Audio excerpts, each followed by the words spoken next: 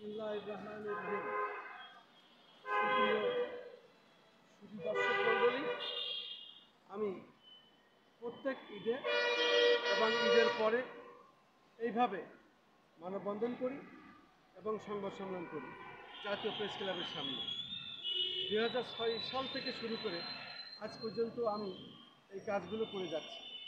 যেহেতু আমার পিতা ও ভাই দুজনকেই, এটা আমার ভাই বিশিষ্ট রাজনীতিবিদ, উনি বাংলাদেশ জাতীয়তাবাদী দল বিএনপি জাতীয় দল থেকে শুরু করে উনি বিএনপি রাজনীতি করেছেন এবং আমাদের কেন্দ্রীয় নেতা ছিলেন মেজর জেনারেল মজিদুল হক সাহেব।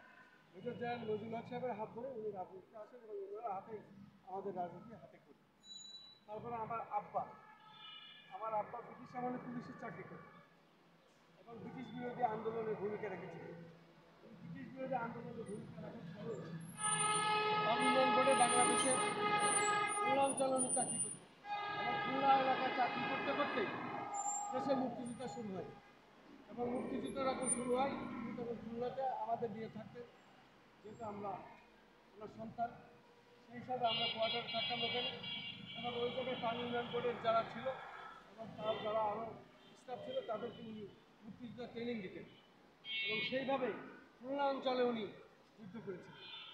সেই বীর মুক্তিযোদ্ধা আমার আব্বা বদরুজ্জামান, ওনার 2006 সালে জবাই করে হত্যা করে দুষ্কৃতিকারী এবং ওনার ভাই উনি বিশিষ্ট রাজনীতিবিদ এবং মুক্তিযোদ্ধা। আমার মা খন্দকার আঞ্জুমানারা বেগম, উনি মুক্তিযোদ্ধা। আপনার সঙ্গে থেকে খুলনা অঞ্চলে ওনারা যুদ্ধ করেছেন এবং খুলনা সুন্দরবন এলাকায় বিভিন্ন অঞ্চলে ওনারা যুদ্ধ করেছেন খুলনাতে। সেই মুক্তিযোদ্ধা পিতাকে জবাই করে হত্যা করেছে কুষ্টিয়াতে 2006 সালে। আমার ভাই বিশিষ্ট রাজনীতিবিদ, একজন ঠিকাদার, ওনাকে নিজ বাড়ি শৈলকুপা ঝিনাইদা নির্মম নৃশংসভাবে হত্যা করে দুষ্কৃতিকারীরা খুলনা।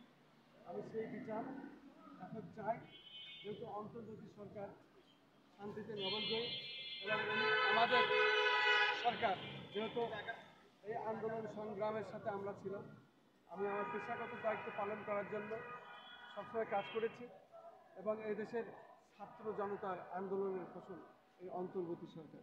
কিন্তু এই অন্তর্বর্তী সরকারের কাছে আমি আজও এই দাবি বারবার জানাচ্ছি, কিন্তু বিচার আমি পাই না।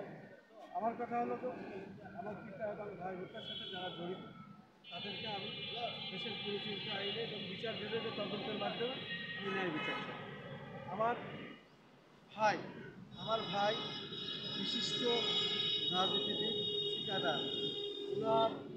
উনি ঠিকাদারি কাজ নিয়ে গেছিলেন ফেনীতে জয়নাল হাজারি তখন ওই এলাকার গডফাদার এবং জয়নাল হাজারি তখন যা বলবে সেটি আইনে রূপান্তরিত হতো। তখন কাজ শেষ করেছে আমার ভাই এবং আমাদের পরিবারের সকলের অর্থ টাকা পয়সা নিয়ে এখানে কাজ করা হয়। সেই কাজ শেষ হওয়ার সাথে সাথে জয়নাল হাজারি তাকে ধরে নিয়ে গিয়ে এবং ওই ব্যাংকের ম্যানেজার নিয়ে এসে অস্ত্রের মুখে জিম্মি করে মনে হয় যেন তার বাবার টাকা, সমস্ত টাকা পয়সায় সে চেকে স্বাক্ষর করে নিয়ে নেয়। আমি সেই টাকা পাইনি এখন। অতএব আমরা জয়নাল হাজারির যে ধন সম্পত্তি আছে সেই সম্পত্তি প্রয়োগ করা হোক, প্রয়োগ করে রাষ্ট্রীয় কোষাগারে নিয়ে আমাদের ক্ষতিপূরণ সহ আমাদের টাকা ফেরত দেওয়া হোক। আমি সেই দাবি জানাচ্ছি। আমার এলাকায় আওয়ামী লীগের যেসব গডফাদার ছিল, বিশেষ করে আব্দুল হাই মারা গেছে, সোনা শিকদার মারা গেছে, এরা ছিল তখন ওই এলাকার গডফাদার এবং মাফিয়া দল। আমার এই ভাই হত্যার সাথে তাদের হাত ছিল, তারা জড়িত আছে, জয়নাল হাজারি জড়িত আছে। পানি উন্নয়ন বোর্ডে আমার ভাই ঠিকাদারি ব্যবসা করতেন, সেই ঠিকাদারি ব্যবসায় অনেক টাকা পাবেন পানি উন্নয়ন বোর্ডে। সে কারণে এলজিইডির তখন ওইখানে পানি এলজিইডির কাজ পেয়েছিলেন, সেই কাজেরও টাকা পয়সা লুফে নেয়। আমরা সেসব পাইনি। অনেক টাকা পয়সা এখন আমাদের পাওনা রয়েছে এলজিইডি এবং পানি উন্নয়ন বোর্ডে। সেই সাথে আমি বলতে চাই, বিশেষ করে পানি উন্নয়ন বোর্ডে উনি যে কাজ করেছিলেন সেগুলো 100 কোটি টাকার ব্যাপার এবং সেই টাকার কারণেই হয়তোবা ওইখানের এক্সচেঞ্জ ছিল হোসেন জাকির এবং এই হোসেন জাকির এক্সচেঞ্জের সমন্বয়ে বিশেষ করে ওই এলাকার এমপি আব্দুল হাই, সোনা শিকদার এবং ফেনীর গডফাদার জয়নাল হাজারী, তাদের সমন্বয়ে এই হত্যাকাণ্ড করা হয়েছে। আমি তাদের বিচারের আওতায় আনতে চাই। যারা জীবিত আছে তাদেরকে ধরুন, যারা মৃত্যুবরণ করেছে তাদেরকেও সম্পত্তি প্রয়োগ করা হোক। করার পরে আমার এই বিচারের দাবি, ন্যায় বিচার চাই এবং আমাদের অর্থ ধন সম্পত্তি আমি ফেরত চাই। 3টে ব্যবসা প্রতিষ্ঠান আমাদের ভেঙে দেওয়া হয়েছে, পিতা ভাইকে হত্যা করেছে, বাড়ি ঘর লুটপাট করেছে, নগদ অর্থসহ স্বর্ণালঙ্কার লুটপাট করে নেওয়া হয়েছে এবং আমাদেরকে বাড়িঘর ছাড়া হয়েছে। 17টি বছর বাড়ি যায় না। তার আগেই আমরা এখানে বারবার এসেছি। যেহেতু আমি সাংবাদিক পেশায় দীর্ঘ 35 বছর প্রায় কাজ করি। আমি ফটোগ্রাফিতে ডিপ্লোমা করেছি বেগার্ড ইনস্টিটিউট ঢাকা থেকে এবং বেগার্ড ইনস্টিটিউটের বেসিক ডিপ্লোমা ওখানেই করি মঞ্জুর আলম বেগ স্যারের কাছে। পাশাপাশি আমি পৃথিবীর গোলাপ মোস্তফা স্যারের কাছে আমি ভিডিওগ্রাফি করি।